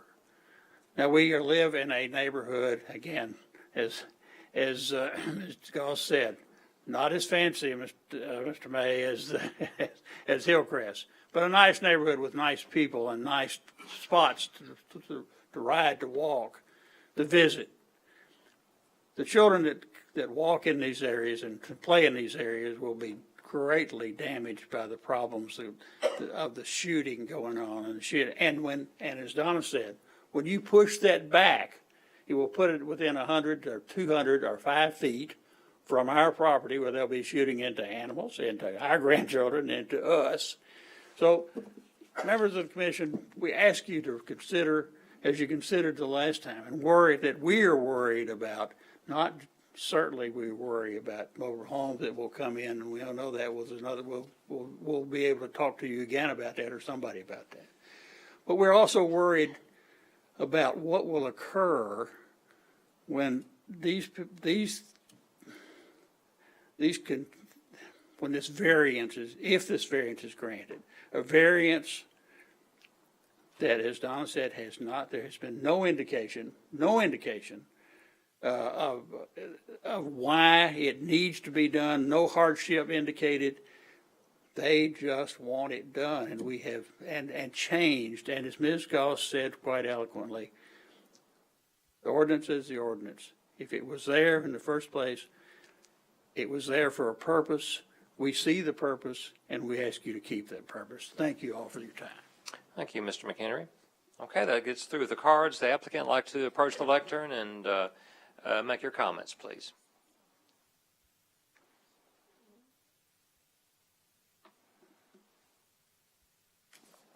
Hi, I'm Debbie and my husband Gary. And let me just start by saying that I found the property and was thoroughly blessed when we were able to buy it. I mean, we had looked for property because we don't have any hidden agendas or anything. All we are is a common family, wanted to live on some property, and it was set up just perfect. The little old house that was unlivable was all the way up to the very front left of the property, left of the property. And then you have all the rest of the 4 point whatever acres left. All we wanted to do was be able to live on it with grandkids, with my 2 kids, to be able to live there as a family. I know, Ms. Goss, your daughter lives next door. So she not live next door? No, I'm sorry. I was misunderstood. I was thinking you had grandkids that live right there, so you should know. Okay. You know, that's what I want is grandkids. Go So ahead and I'm speak sorry. to us. So I guess the most important thing is I don't know where anyone ever got the story of a firing range or anything of the sort on the property. I'm sorry I wasn't here for the other meeting. But we never have and never will, because I am a nature. We all are. We have dogs. We love our, animals. We would have pet deer if we could. They feed them, just anything. So we would never be shooting at any kind of creatures. They did have a pistol. They had their own little target thing there. I personally called the Pulaski County Sheriff's Department, and I explained to them what it was, how it was set up, and they said we were not in the wrong, which doesn't really matter because our family dynamics has changed, and we don't have a son-in-law anymore, and not even sure, but that's beside the point. It never was. It was 2 people shooting a pistol. Now, at the same time that they were on the property talking about the shooting, the Macons, I believe it was shooting at the same time. It's not, I don't know where it comes to play that we had a firing range and people in and out and traffic. We have no traffic. If we add 1 house, we're going to have 2 cars, and that would be mine and his, because my son and daughter-in-law live in the very small house already. So we're not asking for any more traffic. And we bought the property. I wasn't given any information on it. If we owe for water improvements or whatever they're talking about, then it should be on my taxes. We pay our taxes. So if there's improvements, then it should already be there. We pay whatever that they're telling us that we owe. So we can't do that. And I thought it was a nice, quiet neighborhood too, until the first time I heard all these motorcycles, which I don't know where. I know there's one next door where the rest of them belong. So you have motorcycles that run up and down that street. I don't know how they think it's quiet and rural. And as far as the size of the lot, when you get past, when you have the little house that's there now, the next 4 houses are only on 1/3 of an acre. 1/3. So you have 2 houses on 2.5 acres, or you have 4 houses that are 1/3 each. So that doesn't, to me, come into play either. So I'm not really sure. And we did mention one time of a double wide, brand new, that we would have considered for my daughter, but like I said, our family has changed. That may not ever come to pass. But that's for a different meeting and a different time. And the lot that we have cleared out is in the back of the property that you really won't even be able to see up at the front. But we're just want to know We've followed all the rules and everything that people have asked us to do. So we're just wanting to be able to divide, to put our child on there so that we can live there with them, grow up with the grandchildren. So I'm not really sure. Is there anything you want to add? We are, the safety, there's no gunfire. That's done. It's gone. We have no issue there. We have had the septic tank cleaned. We've had it approved. We've done everything that's been asked of us. So I don't really understand the issue here. The house, like I said, is up, and I can show you a picture. It's up to the very, very corner. And then there's all the rest of the property. So do you need to see? I guess you can see right there on the screen.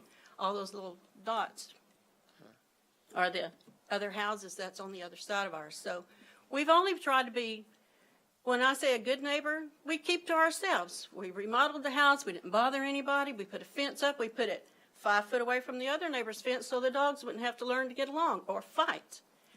So we've done everything that we know to do. We didn't know about some things that we're learning, but we're willing to work with everybody.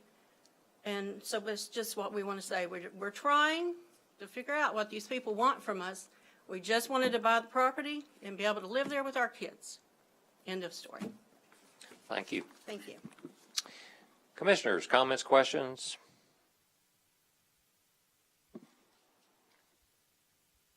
Commissioner Leahy? I don't want to get ahead of anyone else. I remember this property coming up sometime before, and everything has been pretty tough for these people to get approved. But the lady hit with a new deal on ordinance, and is the attorney going to make any comments on this ordinance in there that she had? Probably the 4 criteria. Yeah. You gonna make any comments? Not really. Okay, that's all right. I think she summed it up pretty well. If you have any, those things are all things that you look at, and that's within your determination, whether there's a hardship, whether there's a reasonable expectation, and the criteria is all there. John, are we going for another Richardson deal? On this? Yes. No. It's not a plating issue. No, this is definitely not a Richardson case. Well, I'm going to vote for approval on it because I don't feel like there's any big problem to the neighbors around there. And as far as gunshots, well, as far as I grew up in a frame house, and it was nothing unusual for us to get hit with bullets, rounds down there. Nobody ever got hit with any of them, hurt, because usually we knew it was in deer season, in the deer woods, and all that kind of stuff like that. So that's not a biggie. And I've also got. You were at the OK Corral, Commissioner Leahy.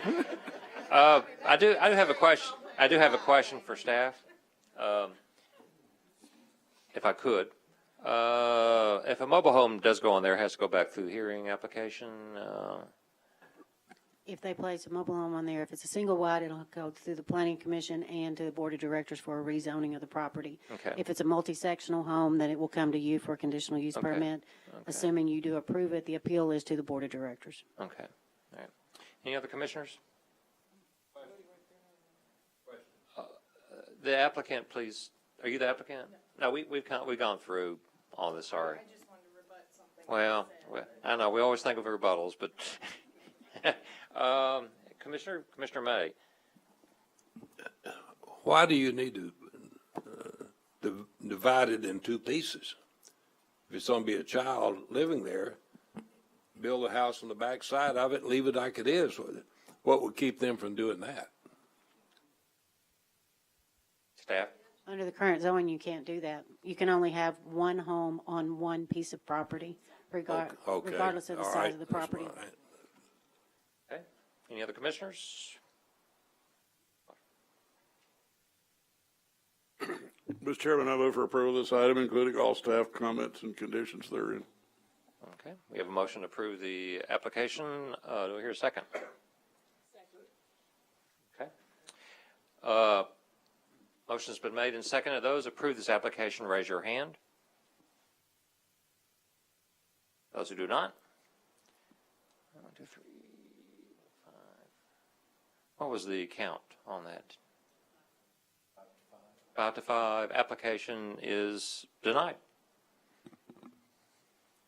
Okay. We're going to move on to item H when we get a chance here.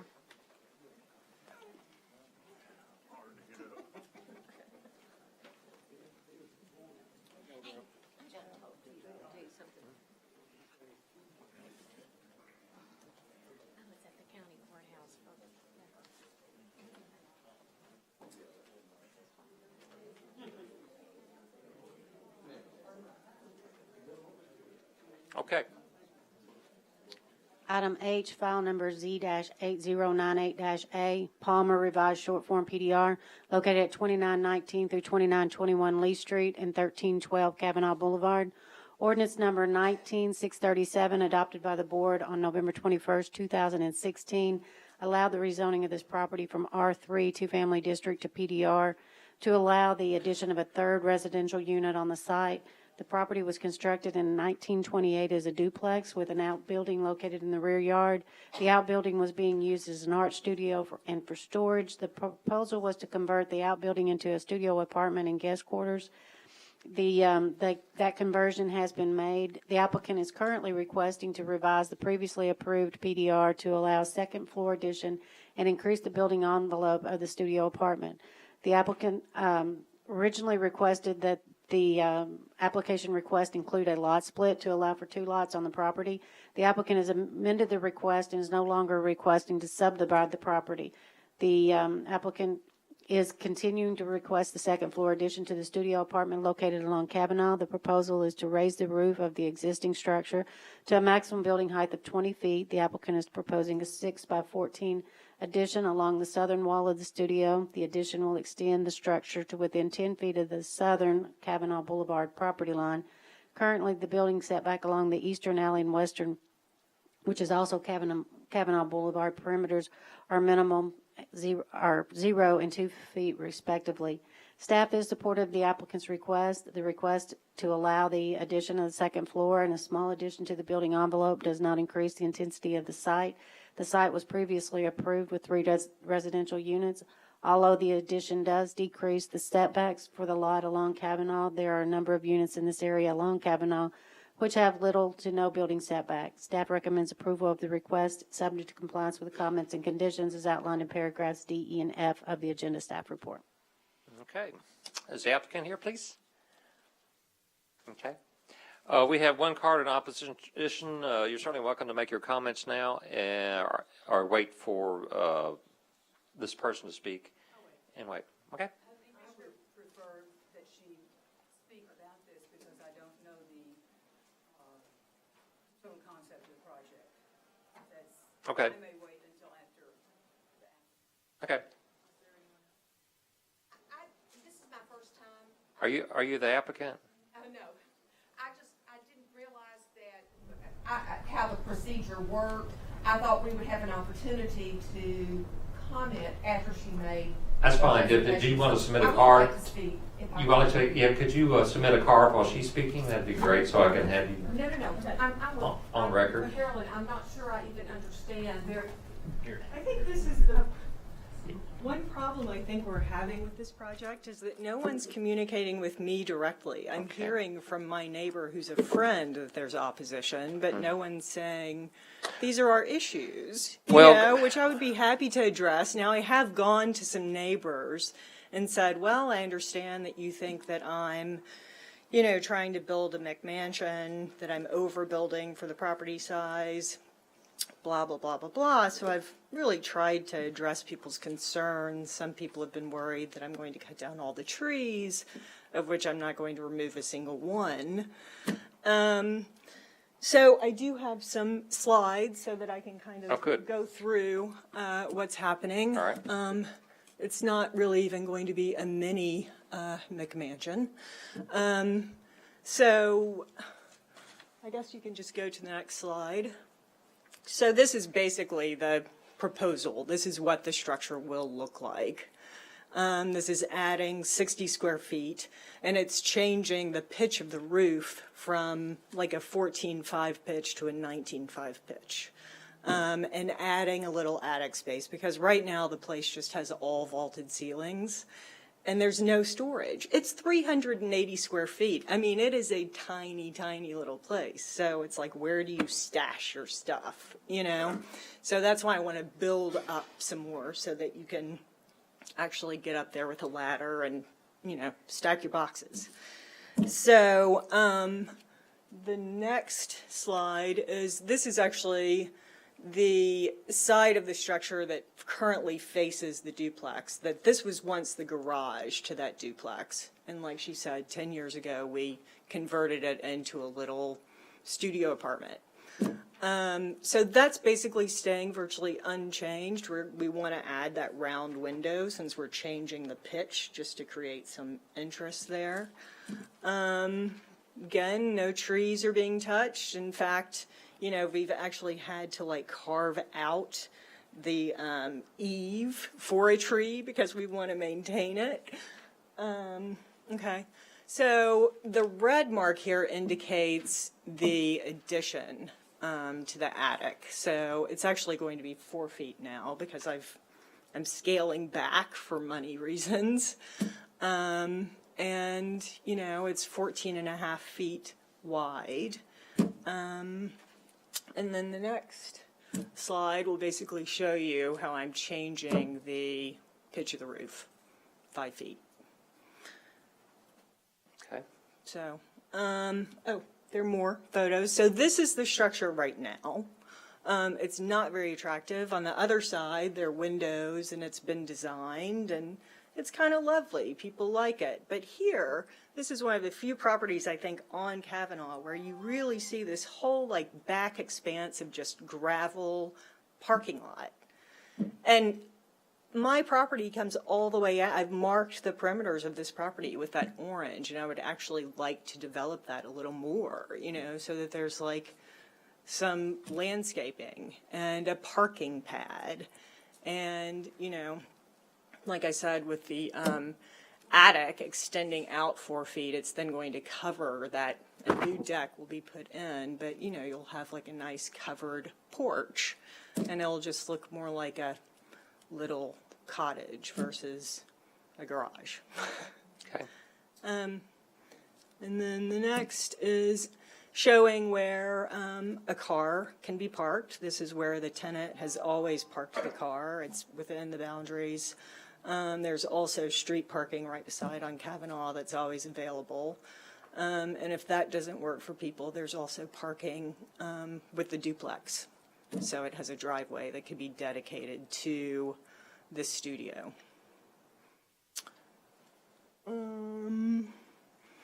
This is indicating, so a lot of people seem to think that our property is part of this alley, but the alley is straight ahead there. So, which is one reason why it would be nice to sort of define that property in a way and make it less a parking lot, more of a driveway to the parking lot next door.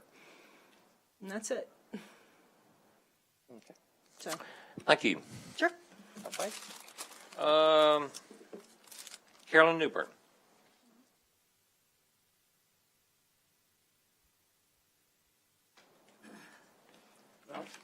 I am one of those Hillcrest crazies. And I also will have to confess that I have not known the scope of this project. My husband and I live 2 blocks away from this project and moved to Hillcrest in 1985. I've been involved in the rather extensive discussions over the many years of 2 attempts to get local ordinance historic district in Hillcrest, unsuccessful both times. What has been successful is the design overlay district. And we have fought very hard for that, are very glad that we have that. Many of us wish there was a little bit more. There isn't. But these are the minimums that I think need to be there. When variances are requested, as was one in the commercial area recently, there needs to be a real hardship for that, and the hardship has been mentioned by other people. in that previous request, in the business district, I think there was a justifiable hardship. I am not sure that that exists with this particular project. I know the structure does exist now. In some ways, it looks like there's not much of an encroachment, basically over sidewalks. I frankly am surprised that in 2008, there was a variance to change this structure that had been a garage to be something else, a livable structure. I wish I'd known about that. The parking in this area is critical. There is a great deal of encroachment on Lee Avenue, difficulty there. We have had problems back in the past with that. That is somewhat resolved. My main concern is that the major part of the design overlay district is mass to lot size, and the need to keep this minimum requirement existing. This is a very attractive design. It would improve it over what it is right now. But I would urge you all, for this project and for other subsequent projects, to be mindful of what has been accepted in the Hillcrest area. We do have a very vibrant Hillcrest Residents Association. I believe they have submitted a decision that hasn't been mentioned yet, but I hope will be. Even though this is a minimal encroachment variance, I still think the minimum needs to be remembered. Thank you. Thank you, Ms. Newbern. Terry Cohen, please. I live across the street, across Lee from the duplex. We moved in 1986 into my grandparents' home that they built in 1946. So I've kind of been a part of Hillcrest since 1952. We were there before Easter Seals was built. As Carolyn mentioned, parking is a huge problem. We can only park on the north side of Lee.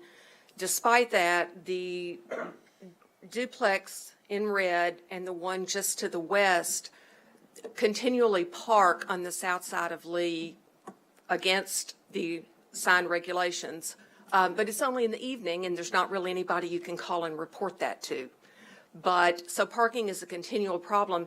It became worse when they didn't have any parking in the back, because then the people that live in the duplex have to park out front. We were around when they asked for the original variance, and were told that this was going to be, it had been an art studio, and the owner needed someplace for her daughter to live when she came to visit. So it was presented more as a very rarely used structure that is turned into a permanent residence. I appreciate where the property lines go to. I will tell you in practice that about half the time when I drive by, the car that's parked in front of the building is all but on the sidewalk. I mean, there are people that have to walk around the car in order to walk up and down the sidewalk. So it's more than you think it is. Yes, it doesn't look like it's that big, but it really will affect the neighborhood. And I don't think this was the original intention when they granted the first variance to allow them to turn the art studio into a temporary living situation. And I realize that this is not the Planning Commission's problem. I assume if you grant this variance, then they will have to go to some city board for the structure. Does that, the building as it exists right now sits on a concrete block foundation. I'm quite frankly amazed that it would even support a second floor. Anyway, that's all I've got to say. Okay. Thank you. Thank you very much. Oh, the applicant, you're welcome to come up and speak to that or not. Yeah, I mean, I can say that I guess filed for that variance 10 years ago or whenever it was. I was just getting ready to go to architecture school. I wanted to try my hand at things, and my mother was leaving to go to Colorado to be with my sister, so the place was going to be managed by someone else. And I said, Mom, you're not going to be here using this as an art studio. This is an opportunity to generate more income. This is her sole income. So let me try a hand at designing this place and doing a really simple, conversion. And I don't remember ever deceiving anyone and saying that I was going to be living there. In fact, I was going to architecture school. So, and I've only just returned to Arkansas to help my mother with her hip replacement. So it was never, and my mother certainly wouldn't deceive her neighbors like that. I mean, I'm somewhat, anyway. As far as the condition of the structure, I don't know. I suppose that would be up to building to decide later. I mean, certainly the contractors I've been talking to about this will have to get a building permit. So if for some reason the space is deemed, unsound, then I won't be able to build. I wouldn't build, but I don't think that will be the case. And I'm really not adding a second floor. I mean, it's got a loft right now in the back half of the building that is sort of storage, sleeping loft. I am creating a larger roof, a steeper pitch, so that you can actually stand up in that space, and then I'm extending out 4 feet so that you just have slightly more room. You have how much would it be? 10 feet of kind of storage space.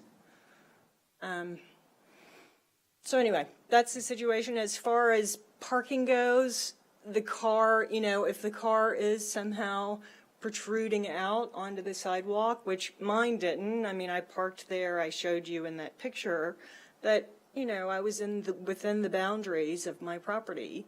But if for some reason someone's car didn't fit, there's parking on Kavanaugh right beside the structure that, no one ever uses. I mean, I suppose you risk getting your car hit, but, I've seen the next door neighbor's vehicle parked there before, and I actually notice on Lee, where I park, because I live in the duplex up front, I'm the only car parked on Lee. So I don't know what this business is about, parking congestion. I've never had any trouble parking on Lee. So that's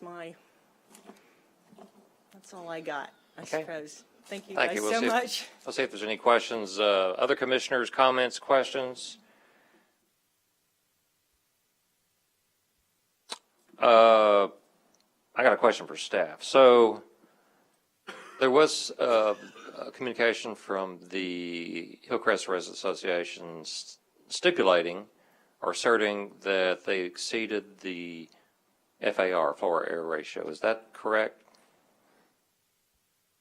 Currently, they exceeded, and with the additional 40 square feet or whatever it is, yeah, it will increase it some. By how much? What percent are we talking? Don't make me do math. Well, I mean, it helps, gives me perspective. I mean, okay, well, you're thinking about that. Your previous opposition and the application before was they were subdividing the property, and so that's been removed as a sticking point for staff. Is there encroachment on the easement for that block? I've seen that asserted in some letters. Encroachment into the easement or the alley? Or, well, the alley, as No. such as it is. No, she's not encroaching into the alley with the building. Well, I mean, FAR is important. I'm trying to get a perspective of, how much. I mean, I've seen a whole lot worse FAR violations on Van Buren and F Street, which, if anyone's never seen, they need to see. This one, I'm not so sure. So, Any other commissioners? They're keeping, is the same footprint, they're extending it out 4 feet, or how's that to work? 4 feet. Okay, the same footprint and just 4 feet. Right. Okay. I mean, really, we just want to make an attractive building. Yeah. I thought it said 6 by 14. Did No, it not that's say- been changed. Okay. Yeah. Okay. No, we're doing the least. My commissioner here is just dying to make a motion here. You done? Yeah. Mr. Chairman, I move approval of this item, including all staff comments and conditions therein. We have a motion, has been seconded. Second. Okay. We have a motion to approve this application, and it's been seconded. Those that approve the application raise their hand. Those who do not? Okay. I'm a no, because I'm a crazy Hillcrest person. Yeah, I think there was just one opposition. So the application passes, and we will proceed to the next item.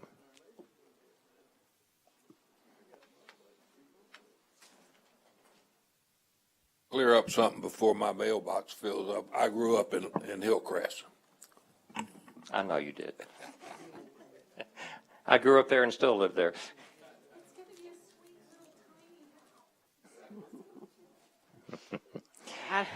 Okay, go on, please. Item number 5, file number S-231-A, Legion Hut Mobile Home Park preliminary plat located at 11225 Legion Hut Road. Does Brian need to come up and amend his application? Before I go through all this, is my understanding the applicant is going to amend his application, so can we just kind of get that out here first? I need to, is the applicant here? I need you to tell me what you are amending. I'm Brian Dale with White Daters and Associates. I'm representing the owner, Brett Boland. We are amending the application to, right now we are proposing 15 lots that average 34 feet wide. They're the ones that are across the north of the illustration there. We are going to amend it to 12 lots that are 40 feet wide. This will remove the variance request for the minimum lot width. Chairman Barry, This changes the site plan. Yes, Sean. I did speak with Mr. Carpenter, and he did indicate if the applicant wants to amend the application willingly, Right. then that will be fine. Yeah. Okay. I figured we were on the same wavelength there. Okay, so that removes the variance. So just a little history on it. On May 11th, 1982, the Little Rock Planning Commission approved a request for the platting of 15 additional lots for the Cool Timbers Mobile Home Park. This site was developed prior to annexation into the city of Little Rock. The mobile home park contained 8.5 acres, developed in 1966. The park was developed with 66 spaces. At the time of review, only 51 of the spaces were fully developed. The 15 remaining spaces were partially developed with some of the utilities. The applicant did not file the final plat once the commission approved it, and as you know, plats are valid for 2 years, so it is long since expired. So the applicant is currently requesting preliminary plat approval to allow for the development of 12 additional lots within the Legion Hut Mobile Home Park. The lots are indicated with a minimum lot width of 40 feet. The lots will be served by Central Arkansas water and wastewater provided by the Little Rock Water Reclamation Authority. The lots are indicated with the minimum square footage, which is typically required by the subdivision ordinance, and as with the reduction in the number of lots and the 40-foot minimum lot width, the applicant now complies with the lot width requirement of the subdivision ordinance. Staff is supportive of the applicant's request. The applicant is seeking preliminary plat approval to allow the creation of 12 additional manufactured home lots for the site. Skip all of that. And staff recommends approval of the request, subject to compliance with the comments and conditions as outlined in paragraphs D, E, and F of the agenda staff report. Okay. Applicant, you're certainly welcome to make a presentation for the record there's 2 cards in opposition. Sir? Chairman Barry, at this time, I would like to give the Richardson speech. Okay. Since the applicant is no longer seeking a variance, the Arkansas Supreme Court has said that if a plat meets a minimum standard, then the Planning Commission has no discretion to deny it. And so I would like to ask staff to go on record. Does it meet those minimum requirements? Yes. So at this time, I would like to inform the commissioners that you have no authority to deny the application. Okay. Thank you, Sean, for reminding us the Richardson case there. I will have to recognize two cards, though, in opposition, who are allowed to speak. And I'd like to welcome our City Director, B.J. Wire. First up.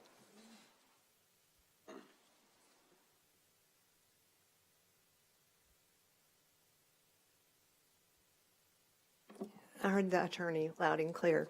I attended a Southwest United for Progress meeting on Monday night, which is a group of all the neighborhood presidents that come to this meeting once a month, and we review all the planning information that's happening in Southwest Little Rock. There were a couple that were there, and we were supportive of it and actually helped change one of them to help the applicant. But this particular one, there was a lot of discussion about mobile homes in this location and in Southwest Little Rock. There was not a person in the meeting that was for this mobile home being expanded. The neighborhood president was not at the meeting to start off with, but she came in, met with the applicant, and she told him and told the rest of us at the meeting that she was, she didn't want the mobile home park going in because of the crime, increased traffic, the number of emergency vehicles that are going to this location, and that it adds no value to the properties that are there. There are also two other additional mobile home parks in the area. There's one, if you look at your map, there's one that's adjacent to it, just above it. And then there's one catty-cornered to it on the right-hand side. That's Chico Road to the right, and it's a fairly large mobile home park. You've got a fairly new subdivision that's down below, that's Oxford Valley, and you know, it doesn't help the value of their homes. And then over to the left, you have Shiloh.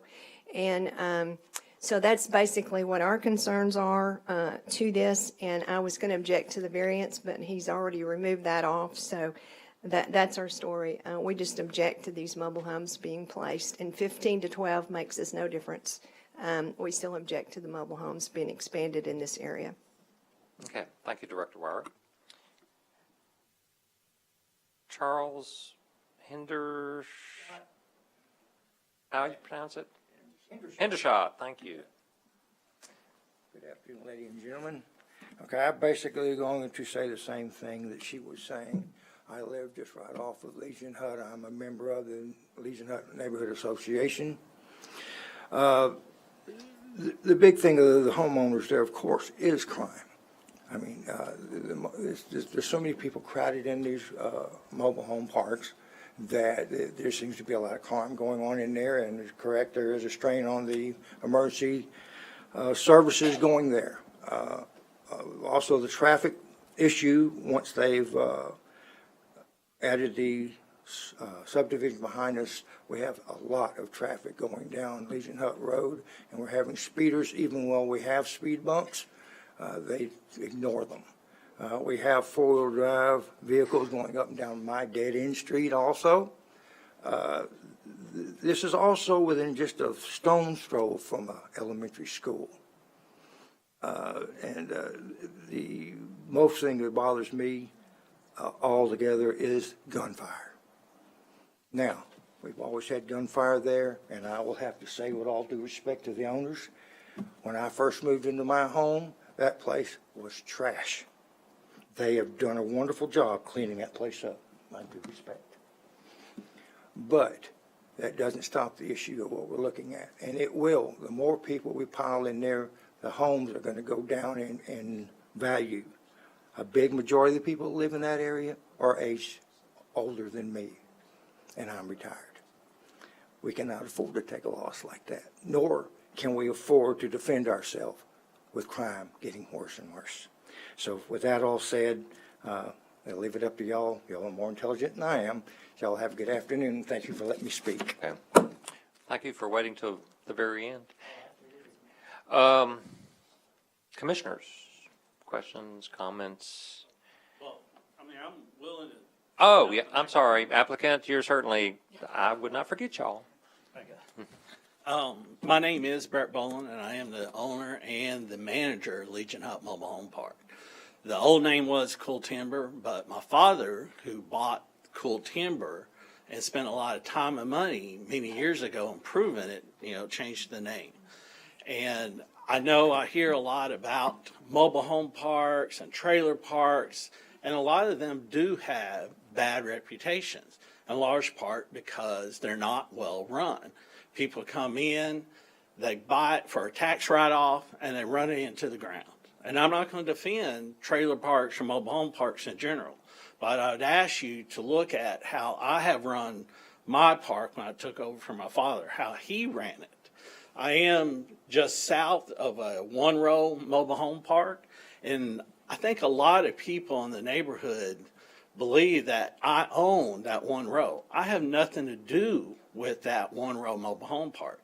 It is not as well maintained as my park. If you would go out there and look, I keep the grass mowed, I keep the trash picked up, I fix any potholes that happen in the asphalt road that I maintain. I maintain the sewer system inside the park, the water system, and I just feel that a lot of times I'm blamed for what happens there. And then also there's the mobile home park that's brought up here. I know where a lot of the crime is coming from. Everyone does. Every time I talk to a police officer who comes into the park or one of my maintenance men that come into the park, they're not there for my park. They're there for the park off Chico. But please don't hold me responsible for what other people are doing. I've maintained it, and I reached the point where I need to take that space that's available that was approved once and look at about expanding what I'm doing to maintain the quality. There's a big problem with affordable housing. Well, if you look at a mobile home park that's well run like mine, I provide that for people that go out and work every day with their hands, contractors, everything like that cannot afford a rental house or one of these new apartment complexes that are being built. So I would ask y'all to consider that in approving this change that I need. Thank you. Okay.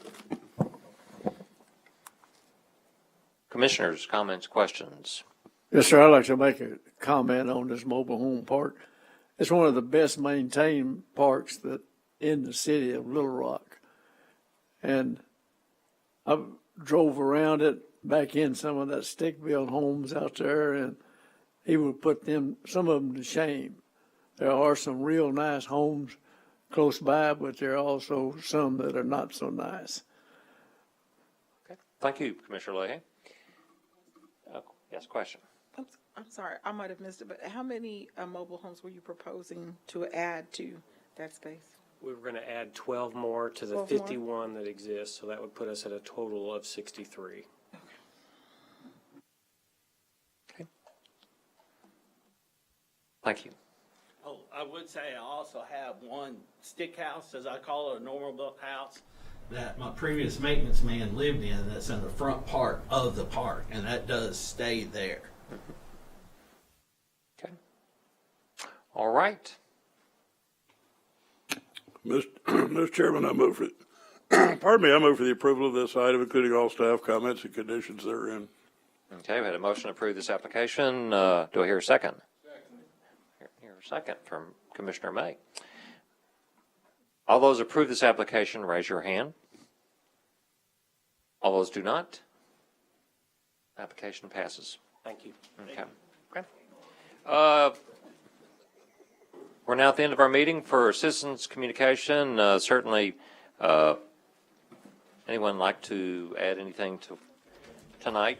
Otherwise, we're going to stand adjourned.